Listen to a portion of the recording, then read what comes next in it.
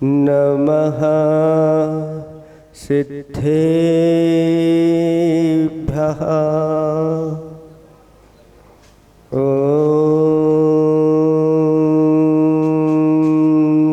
नमः सिद्धेभ्यः। नमः सिद्धेभ्यः।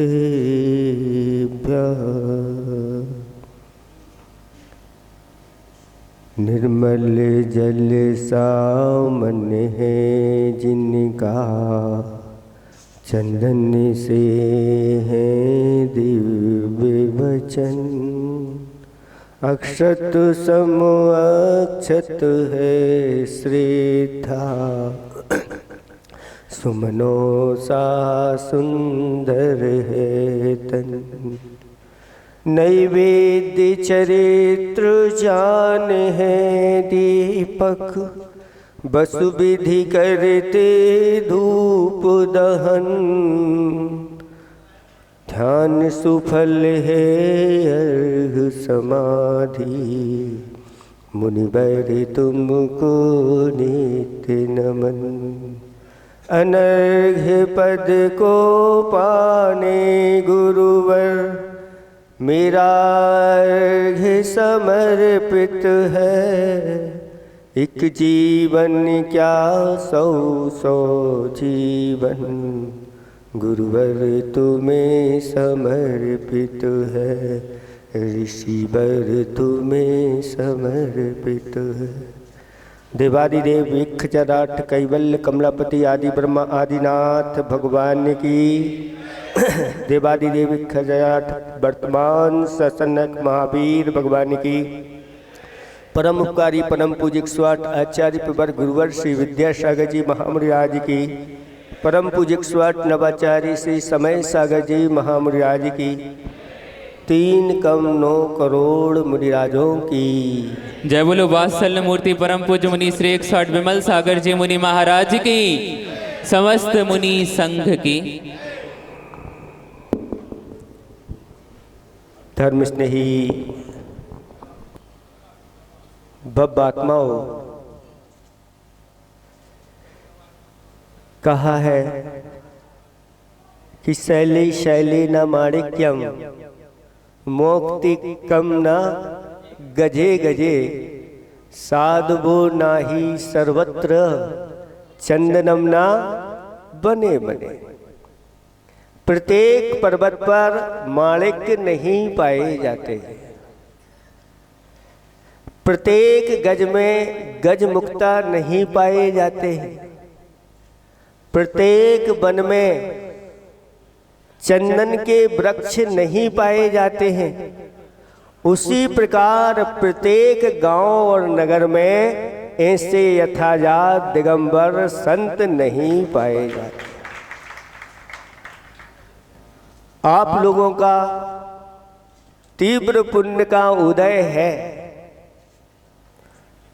कि आपको नए वर्ष में ऐसे बड़े और खड़े बाबा के सानिध्य में, और एक नहीं 4 मुनिराजों के सानिध्य में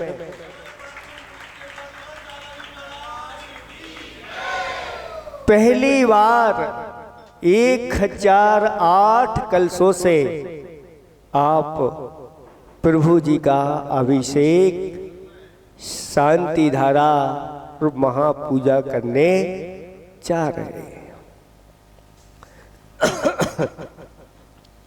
ये बहुत दुर्लभ अवसर मिला है। एक सेठ ने एक ऐसा चित्र बनवाया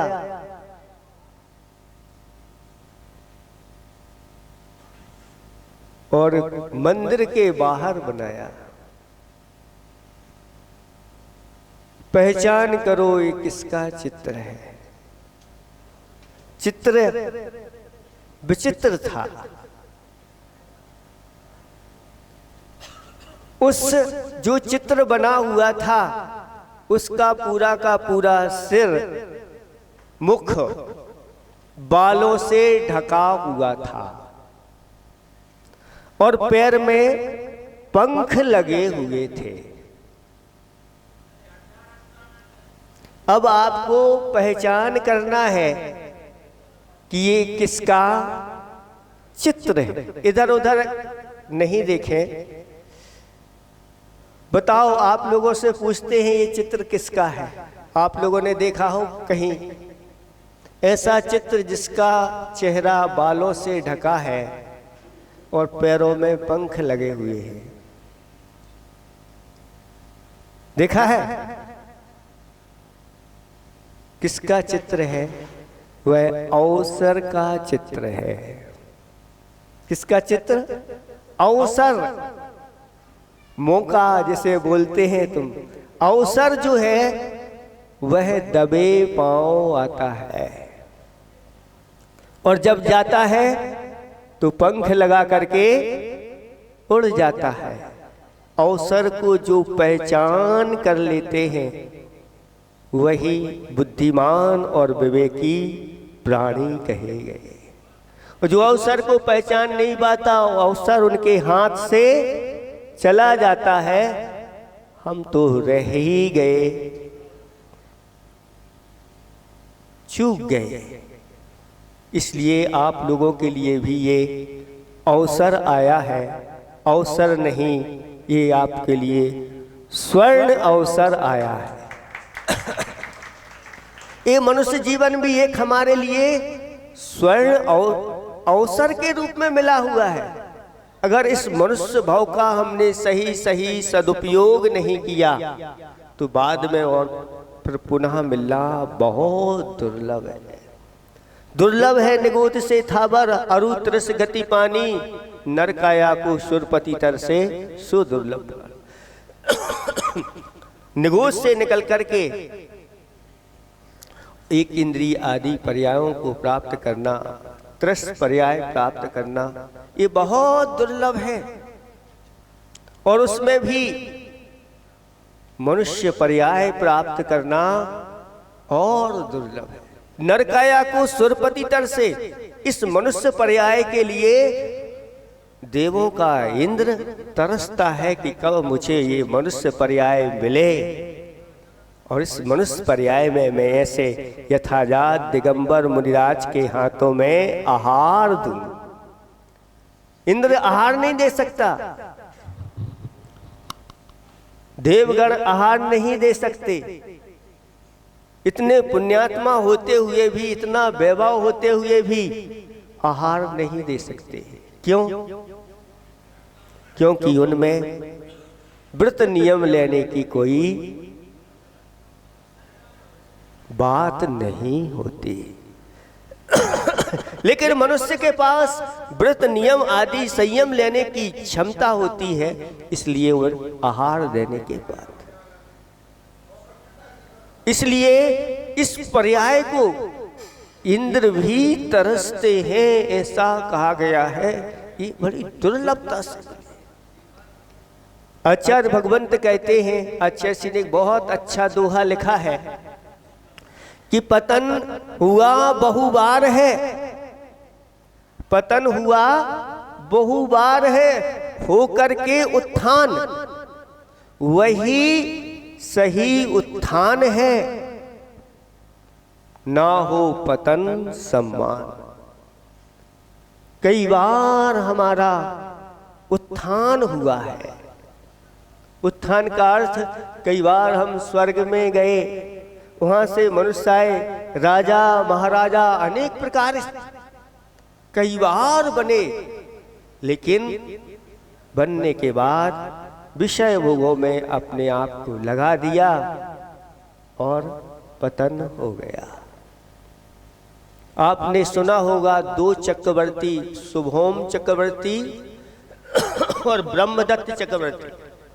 पहले उन्होंने तपस्या की, निदान के माध्यम से स्वर्ग को प्राप्त हुए और स्वर्ग से आकर के 6 खंड के अधिपति हुए और 6 खंड के अधिपति होकर के विषय भोगों में पूरा जीवन लगा दिया। मर करके सप्तम नरक में गए। कहाँ गए? सप्तम नरक में। तो अब यहाँ चक्रवर्ती बन करके और कहाँ गए? नीचे। हुआ पतन बहुबार है, होकर के उत्थान, वही सही उत्थान है, ना हो पतन सम्मान। अब इस मनुष्य जीवन को पा करके हमें पतन की ओर नहीं जाना, ऐसा सम्मान हो कि उत्कृष्ट उत्कृष्ट पदों को प्राप्त करके और सीधे फिर जा करके मोक्ष में पहुंच जाए, ऐसी महिमा बताई गई है। दान और पूजा ये दो श्रावक के मुख्य धर्म हैं। 6 आवश्यक हैं, आवश्यक वो कहलाते हैं। अवश्य करणीयम, सारे काम छोड़ करके पहले वो करना चाहिए। ऐसा आप लोगों की कहावत है कि घर वाले कहते हैं कि भैया सारे काम छोड़ करके पहले भोजन कर लो, है ना। अगर भोजन हो गया तो फिर सब काम अच्छे से होते चले जाएंगे। लेकिन नीतिकार कहते हैं कि अगर राजा की आज्ञा है तो 1000 काम छोड़ करके राजा की आज्ञा का पालन, 100 काम छोड़ करके भोजन करो पहले, और 1000 कार्य छोड़ करके राजा की यानी बड़ों की, महाराज की अगर आज्ञा है तो उसका पालन करो। और लाख करोड़ नहीं, सारे काम छोड़ करके सबसे पहले भगवान की अभिषेक और पूजन करो। क्योंकि अभिषेक पूजन आपने कर ली और राजा के पास गए, महाराज के पास गए, महाराज ने कहा इतने लेट क्यों हो गए? महाराज भगवान का अभिषेक पूजन कर रहे थे। वह भी प्रसन्न हो जाता है, कोई बात नहीं। ऐसे ही मनुष्य जीवन मिला है तो भगवान का अभिषेक और पूजन नित्य करना चाहिए। 24 घंटे में जो पाप का संचय करते हैं उसको धोने के लिए हमारे पास क्या है? तो आचार्य भगवंतों ने कहा कि दान और पूजन से इस संसारी प्राणी के 24 घंटे में लगे हुए जो पाप है वह धुल जाते हैं। जैसे स्नान आप प्रतिदिन जरूरी है, भोजन आपके लिए प्रतिदिन जरूरी है, उसी प्रकार से भगवान के अभिषेक और पूजन भी प्रतिदिन जरूरी है। जीवन भर का कमाया हुआ धन एक पलड़े पर रख देना और जिनेंद्र भगवान के एक दिन अभिषेक पूजन की जो पुण्य की कमाई है एक पल्ले पर रख देना, वह एक दिन की कमाई उससे भारी बैठ जाएगी, ये पलड़ा भारी हो जाएगा। अगर हम प्रतिदिन अभिषेक पूजन नहीं कर रहे हैं तो अपने जीवन में बहुत बड़ा घाटा कर रहे हैं। बोलो अगर दुकान में कहीं 1-2 लाख का घाटा लग जाए तो क्या दशा होती है।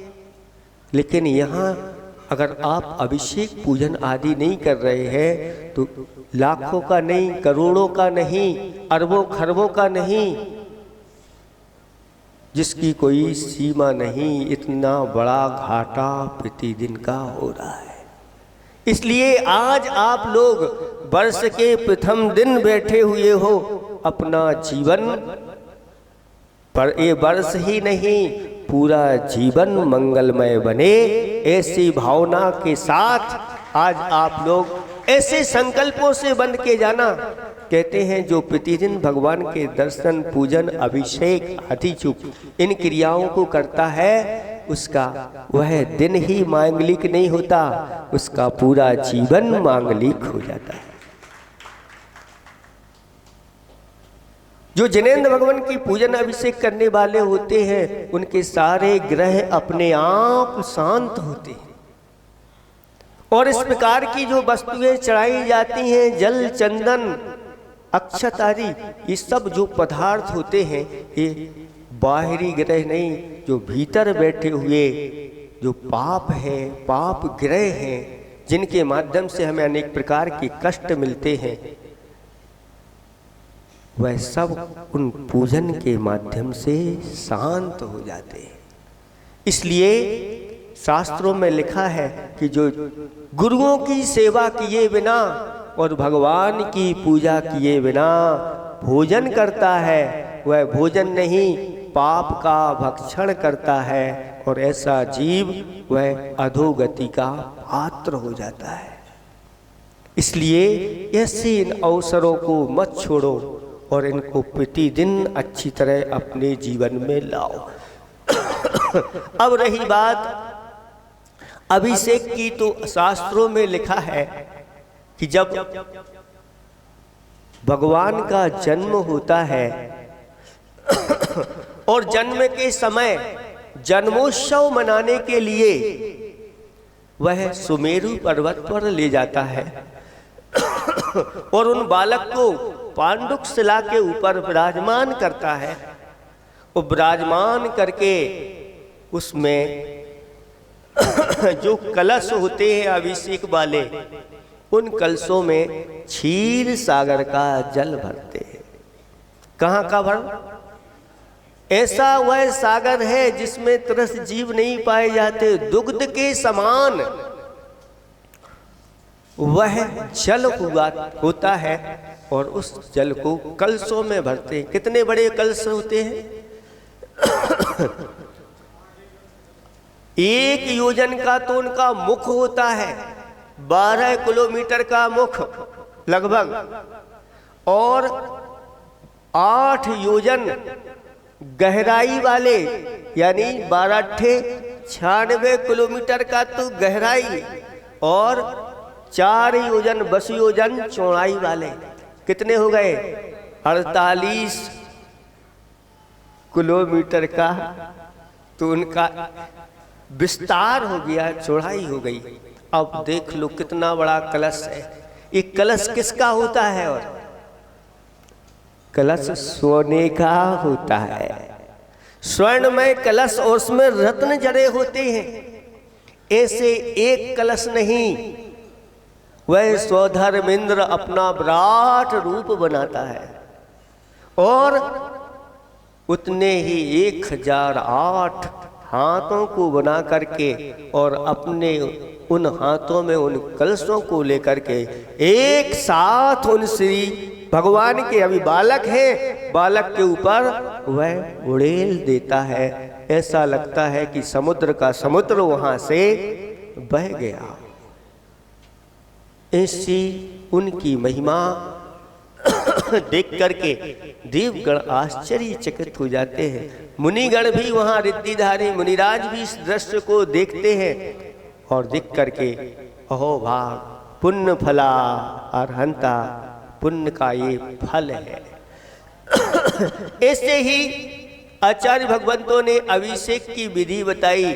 4 प्रकार का अभिषेक, ये जन्माभिषेक है, फिर इसके बाद राज्याभिषेक होता है, एक दीक्षाभिषेक होता है, और चौथा प्रतिमा अभिषेक होता है।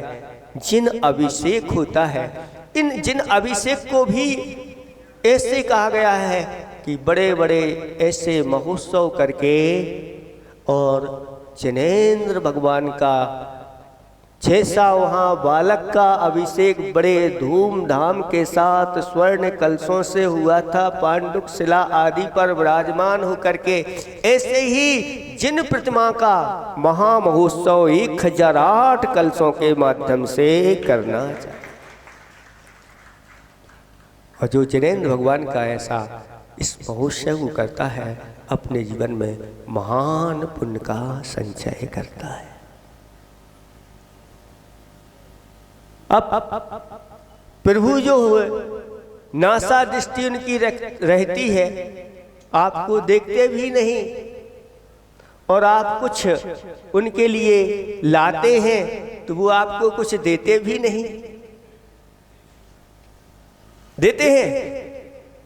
किसी ने कहा है, बहुत अच्छी पंक्तियां हैं, सुनाने लायक है, कि प्रभु वो दरवेश है, प्रभु वो दरवेश है जो सबकी खबर रखते हैं, नजर उठाते नहीं पर झोलियां भर देते। अंधों को उजालों की किरण, लगड़ों को पग देते हैं, गूंगों को मधुर स्वर, बहरों में धर्मामृत भर देते हैं। दवाई देते नहीं पर रोग सब हर लेते हैं। प्रभु वो दरवेश है जो सबकी खबर। कभी किसी से रिश्ते बनाते नहीं, कमाल है कि वह सबके हो जाते हैं। कमाल है कि वह सबके हो जाते हैं। पूछते कुछ भी नहीं पर सबकी खबर रखते हैं। प्रभु वो दरवेश है जो सबकी खबर। सामान कुछ भी नहीं, भगवान के पास कुछ है क्या? माल है क्या? इस दुकान के पास, ये दुकान ऐसी है, माल तो है ही नहीं। माल कुछ भी नहीं, सामान कुछ भी नहीं, पर ग्राहक अनेकों आते हैं। दिखता कुछ भी नहीं पर बांध के ले जाते हैं। लेते कुछ भी नहीं पर सबको गुजर देते हैं। प्रभु वो दरवेश हैं जो सबकी खबर रखते हैं। ऐसे आपके पठारी के बड़े बाबा हैं। आज पठारी के बड़े बाबा के लिए कुछ दिन पूर्व में हमने उपदेश दिया था। समाज की एक मीटिंग हुई थी। उस मीटिंग में ऐसा रखा गया था कि बड़े बाबा का जो परिकर है, परिकर तो सभी जगह बनाते हैं। कोई पत्थर का बनाता है, कोई लकड़ी का बनाता है, कोई मिट्टी का बनाता है, कोई सीमेंट का बनाता है। अनेक प्रकार के परिकर होते हैं, लेकिन सर्वश्रेष्ठ परिकर किसका होता है? तो कहते हैं जो अपने बड़े बाबा का परिकर सोने और चांदी का बनाता है, रत्नों का बनाता है, उसके लिए स्वर्ग में रत्नों से जड़े स्वर्णमयी विमानों की प्राप्ति होती है। और लोगों ने अपने भाव बनाए और सभी लोगों ने अपनी तरफ से प्रभु के दरबार में रजत देने का भाव बनाया। विचार ऐसा आया, सबके सामने रखा कि बड़े बाबा का ये परिकर किसी एक के द्वारा बना दिया जाए तो या आप लोग जैसा कहो, या पूरी समाज का उसमें द्रव्य लग जाए। तो लोगों की भावना हुई कि हम क्यों पीछे रह जाएं, सब मिलकर के बड़े बाबा का यह परिकर तैयार, जिसकी जितनी शक्ति हो उसमें लगा दो। और बड़े बाबा का परिकर बड़ा अच्छा भव्य बनना है, ऊपर भी बनना है, नीचे भी बनना है, आजू बाजू में। और बड़े बाबा के नीचे कमल, सिंहासन आदि इस सब में रजत, स्वर्ण और रत्नमयी यह परिकर रहेगा। इसमें आप लोगों को अच्छी तरह से अपना आज और उदारता दिखा करके कि जो भी राशि आज की इकट्ठी हो वो सारे बड़े बाबा के इधर के परिकर में ही पूरा उसको खर्च करना, जितना हो सके उदारता के साथ करना। क्योंकि ये अवसर आप लोगों के लिए ऐसा आया है, इसको छोड़ना नहीं है।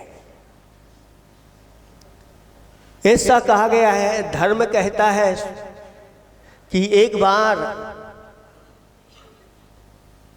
मेरे द्वार पर आके तो देख, तेरे लिए संसार के सर्वश्रेष्ठ द्वार ना खोल दूं तो कहना।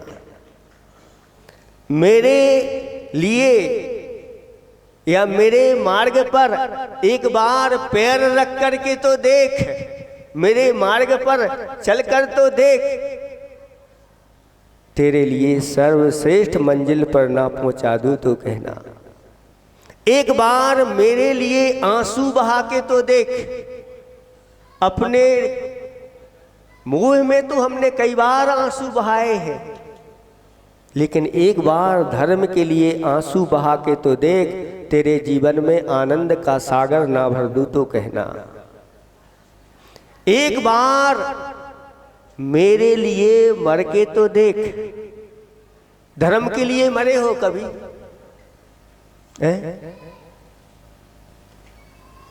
एक बार धर्म के लिए मर के देखो।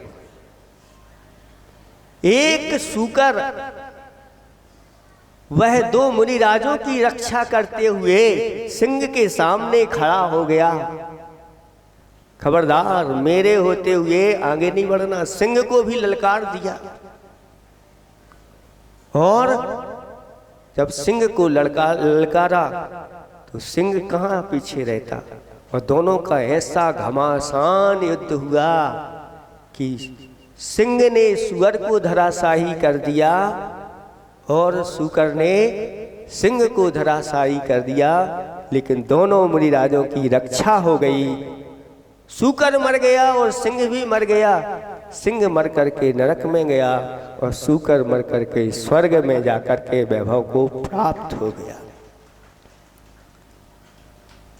इसलिए धर्म कहता है कि एक बार मेरे लिए मर के तो देख, तुझे अजर अमर ना बना दूं तो कहना। एक बार जो अच्छी तरह से व्रतों का पालन करके इन व्रतों की रक्षा करते हुए समाधि मरण को प्राप्त हो जाता है, बहुत जल्दी वह अजर अमर बन जाता है। धर्म कहता है एक बार मेरे लिए कुछ खर्च करके तो देख, तेरे लिए कुबेर के खजाने ना खोल दूं तो कहना। एक बार मेरी मूर्ति विराजमान करके तो देख, तुझे सिद्धालय में विराजमान ना कर दूं तो कहना। एक बार मेरे लिए जिनालय बना करके तो देख, तेरे लिए स्वर्ग के विमान ना खोल दूं तो कहना। ऐसी महिमा इस धर्म की है। इसलिए ज़्यादा कुछ नहीं कहना। नए वर्ष में आप लोग ये नया कार्य करने के लिए जा रहे हैं कि एक पंथ दो काज नहीं, कई काज इसमें होने वाले हैं। अभिषेक तो करेंगे ही करेंगे। कैसे करना है? अब 1008 कलशों से करना है। तो 1008 लोग तो यहाँ पर है ही नहीं, फिर कैसे होगा? कहाँ से लाओगे बताओ? तो ऐसे कई जगह हमने जिनेंद्र भगवान के 1008 कलशों से, जहाँ 10 घर की समाज है वहां भी 1008 कलशों से हुए। 10 लोग भी आ गए तो कैसे करेंगे महाराज 1008 कलशों से? चिंता मत करो, तुम 10 लोग हो ना, 108 100 कलश एक एक परिवार का ले लो और भगवान का करो। एक कलश से तो कई बार किया होगा। एक साथ भगवान के 108 कलशों से अभिषेक करने का सौभाग्य अपने परिवार को मिलेगा। ऐसा सौभाग्य आप ले सकते हैं। और 108 ज्यादा बोली नहीं करवाएंगे। वही पहला व्यक्ति स्वर्ण कलश से भगवान का अभिषेक करेगा और वही अपने परिवार के साथ 108 कलश भगवान के ऊपर छोड़ेगा। ऐसे करते हुए प्रारंभ के 4 इंद्र तैयार होंगे 108 वाले। फिर इसके बाद और भी अगर 108 के लिए तैयार होंगे तो वो भी, नहीं तो फिर 54 वाले, 57 वाले, 27 वाले, और फिर उनकी जिनकी 11, किसी के 5, और नहीं तो एक एक कलश से बाकी के बचे हुए। लेकिन आज अनुष्ठान होगा 108 एक एक करके ऐसे 1008 कलशों से भगवान का अभिषेक होगा। बोलो आप लोग चाहते हैं कि नहीं? हो जाएगा कि नहीं? अब चिंता नहीं करना। 1008 एक व्यक्ति भी 108 के बराबर हो जाएगा। और कई जगह तो नहीं मिले तो भैया एक व्यक्ति ने कहा 500 हाँ हमारी तरफ से और 500 सबकी तरफ से होने दो। ऐसे लोग भी हैं। इस प्रकार की भावना के साथ आप लोग पूरा मन बना करके बैठो और ये आगे की आप व्यवस्था करो। वही जो आपकी राशि कलश तो करेंगे ही, लेकिन जो राशि आएगी यहाँ पर आदिनाथ भगवान के परिकर में जितना भी जो कुछ खर्च होना है वो सब उसी में लगेगा। इतना ही हम पर्याप्त समझते हैं आप लोगों के लिए। अहिंसा परमो धर्म की। जय बोलो पठारी के बड़े बाबा की, संत शिरोमणि आचार्य गुरु विद्यासागर जी महामुनि राज की, परम पूज्य मुनि श्री 108 विमल सागर जी महाराज की, परम पूज्य मुनि श्री 108 आनंद सागर जी महाराज की, परम पूज्य मुनि श्री 108 भाव सागर जी महाराज की, परम पूज्य मुनि श्री 108 धर्म सागर जी महाराज की, समस्त आचार्य संघ की। ओम